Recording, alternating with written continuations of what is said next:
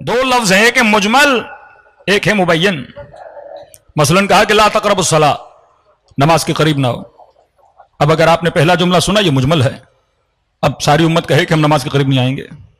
اگلے جملے میں اس کی تبیین کی، وَأَنْتُمْ سُكَارَىٰ، جب نشے کی عالم میں ہو یا نشے میں ہو تو پھر نماز کے قریب نہ آنا، لیکن اگر نشے میں نہیں ہو تو نماز پڑھ سکتے ہو، کوئی عیب نہیں ہے. پہلا جملہ مجمل، دوسرا جملہ اس مجمل چیز کو کیا کر رہا ہے، اس کی تبیین کر رہا ہے. یا کہا کہ میں اللہ ولی، میرا رسول ولی، تیسرا وہ ولی جو حالت رکوع میں زکات دیتا ہوا نظر آ جائے. اگر خدا صرف یہ کہتا تیسرا ولی، لیکن اس کی تبیین کی خدا نے، وہ ولی جو حالت رکوع میں زکات دیتا ہوا نظر آ جائے، نشانیاں بتائیں، اس کی تبیین کی پروردگار عالم نے. اب یہ جو حدیث ہے کہ اصحابی کالنجوم بأیہم اقتدیتم اہتدیتم، میرے سارے کے سارے صحابہ کیا ہیں، ستارے کی مانند ہیں، جس کے بھی پیچھے چلو تمہیں کیا ملے گی، ہدایت ملے گی. ہدف ہے ہدایت. راستہ کون بتلائیں گے، کہا کہ یہ سارے ستارے ہیں، یہ تجھے راستہ بتائیں گے.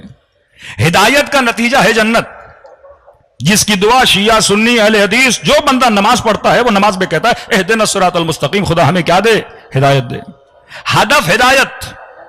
اور فرمایا ہدایت تک پہنچانے والے کون، یہ میرے اصحاب جو ستاروں کی طرح ہیں. کتنے اصحاب، صفات اصحاب کا نہیں، جس نے رسول کو دیکھا وہ صحابی ہے. کتنے ہیں کا 1,00,000 سے زیادہ. تو میں جوانوں کو تھوڑی مثال دے کے سمجھا رہا ہوں. مثلاً آپ نے کراچی سے جانا ہے حیدرآباد، اور یہاں پہ 100 گاڑیاں کھڑی ہیں. آپ نے کہا مولانا حیدرآباد جانا ہے، کس گاڑی کو فالو کروں تاکہ حیدرآباد پہنچوں، مجھے راستہ نہیں پتا. اور میں نے کہہ دیا کہ 100 کی 100 گاڑیاں حیدرآباد جا رہی ہیں، ان میں سے کسی کے پیچھے بھی جاؤ گے حیدرآباد پہنچ جاؤ گے. لیکن جب آپ گاڑی کے پیچھے چلے تو ایک گاڑی کوئٹہ چلی گئی، ایک گاڑی تفدان چلی گئی، ایک گاڑی قصور چلی گئی، ایک گاڑی لاہور چلی گئی. گاڑی کا مقصد تھا مجھے کیا دے، ہدایت دے. کنٹروڈکشن دیکھیے، کہا سارے کے سارے اصحاب کے پیچھے چلو گے تجھے کیا ملے گی، ہدایت ملے گی. اب آ جاتے ہیں جنگ جمل میں. یہ گاڑیاں آپس میں ٹکرا رہی ہیں، ایک بندہ دوسرے بندے کو قتل کر رہا ہے، ایک مومن دوسرے مومن کے مقابلے میں آ رہا ہے. کبھی جناب عمار شہید ہو رہے ہیں، کبھی جناب طلحہ و زبیر مارے جا رہے ہیں. اب ہدف یہ تھا کہ مجھے ہدایت ملے، اور ہدایت تبھی ملے گی، یہ سارے کے سارے ہدایت کے ستارے منارے تب بنیں گے جب سارے کے سارے ایک راستے پر چلیں، نہ کہ ایک دوسرے کے مقابلے میں ہوں. میں نے جنت تک جانا ہے، میں نے ہدایت کا راستہ لینا ہے. یہ گاڑیاں جب ایک ہی پاتھ اور ایک ہی راستے پہ چلیں گی، جس کا نام رکھا اہدنا الصراط المستقیم، یہ وہ راستہ ہے جو سیدھا ہے. پوچھا گیا سیدھے راستے کا مطلب یہ ہے، سیدھے راستے کا مطلب یہ ہے کہ اس میں اعوجاج نہیں ہے، اس میں ٹیڑھا پن نہیں ہے. اب رد و بدل کہاں ہوا، خیانت کہاں ہوئی احادیث میں؟ اصل حدیث کیا تھی؟ اگر رسول خدا ایک حدیث بتا رہے ہیں، میں نے پریکٹیکل بھی دیکھنا ہے کہ واقعاً یہ پریکٹیکل پاسبل ہے کہ نہیں ہے. اگر کہہ رہے ہیں کہ میرے اہل بیت ہر طرح کے رجس سے دور ہیں، تو کیا ہم شیعہ صرف یہ پڑھتے رہیں یا اہل بیت کی زندگی میں بھی دیکھیں کہ ہر طرح کے رجس سے دور ہیں کہ نہیں ہے؟ حدیث یا قرآن کی آیت جب تک پریکٹیکل نہیں ہوتی تب تک اس کی تصدیق نہیں ہوتی. اب کہہ دیا کسی نے کہ رسول کی حدیث ہے، لیکن جب ہم عمل میں جاتے ہیں تو ایک دوسرے کے مقابلے میں کھڑے ہیں.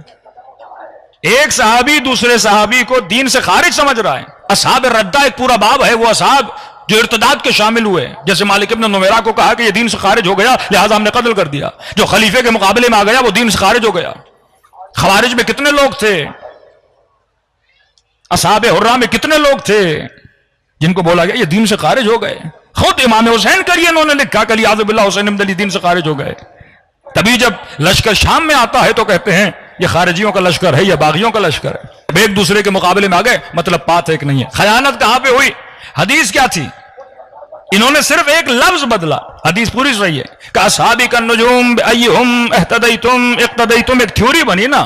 اب اس تھیوری کو میں اگر پریکٹیکل تاریخ کے آئینے میں اتارتا ہوں تو یہ پوری نہیں اترتی. کہ اہل سنت کے اتنے بڑے عالم دین طاہر القادری صاحب فرماتے ہیں اپنے لوگوں کو، ہم نے آج تک ایسی تعلیم نہیں دی، ہم کہتے ہیں پڑھو تاریخ سے عبرت سیکھو، قرآن پڑھو عبرت سیکھو. وَاعْتَبِرُوا يَا أُولِي الْأَلْبَابِ، اے صاحبان لب، اے صاحبان مغز، قرآن کے قصوں سے، قرآن کی آیتوں سے عبرت لو. قرآن مردوں پہ پڑھنے کے لیے نہیں ہے، مردہ چلا گیا، قرآن اس لیے ہے تاکہ عبرت سیکھو، قرآن زندوں کے لیے ہے، مردوں کے لیے نہیں ہے۔ لیکن آج ہم نے قرآن اور سورہ رحمان کو صرف اپنے مردوں کے لیے رکھ دیا ہے۔ فرما نہیں، قرآن مردہ روحوں کو زندہ کرنے کا نام ہے، قرآن مردہ فکر کو بیدار کرنے کا نام ہے۔ جس طرح کربلا انسانی فکر کو بیدار کرنے کا نام ہے، اسی طرح قرآن فکر کو بیدار کرتا ہے۔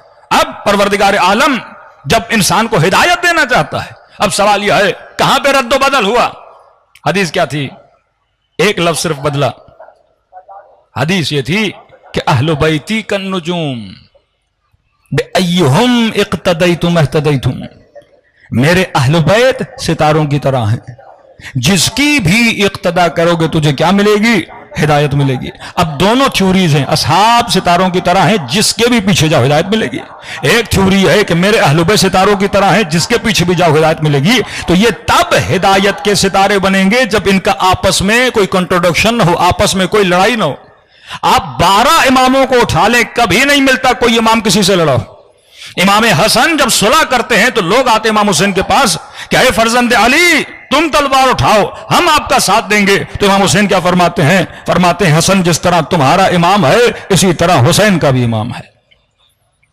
جو حسن کے زمانے میں حسین نے، اگر امام حسین مولا حسن کے زمانے میں ہوتے وہی کرتے جو امام حسن نے کیا، امام حسین نے جو کیا اگر امام حسن ہوتے تو وہی کام کرتے جو امام حسین نے کیا۔ تبھی فرمایا اولنا محمد، اوسطنا محمد، آخرنا محمد، بل کلنا محمد، کہ ہم سارے کے سارے کیا ہیں؟ محمد ہیں۔ کبھی بھی اہل بیت کے افعال میں آپ کو کنٹروڈکشن نظر نہیں آتا، کبھی بھی اختلاف نظر نہیں آتا۔ تو میں اس کے پیچھے لگوں نا، اگر 12 کے پیچھے لگوں تو 12 کی فقہ ایک ہو، 12 کا اخلاق ایک ہو، 12 کی روش ایک ہو، 12 کی آپس میں محبت ایک ہو، لیکن دوسری طرف جاتے ہیں ایک بندہ دوسرے بندے کو قتل کر رہا ہے، تو صرف اہل بیت علیہ الصلوۃ والسلام سے دور کرنے کے لیے فرمایا افراد میں جب کنفیوژن کا شکار ہو جاؤ تو میری آل کو دیکھنا، علی کو دیکھنا، علی کی آل کو دیکھنا کہاں کھڑے ہیں، تم بھی وہیں کھڑے ہو جانا۔ اور فرمایا جب احادیث میں رد و بدل دیکھو، میں تمہارے درمیان قرآن چھوڑے جا رہا ہوں، کوئی بھی حدیث پڑھو فوراً اسے قرآن کے اصول سے ملاؤ، اگر قرآن سے ٹکراتی ہے تو اس حدیث کی کوئی ویلیو نہیں ہے۔ صلوات پڑھے محمد و آل محمد۔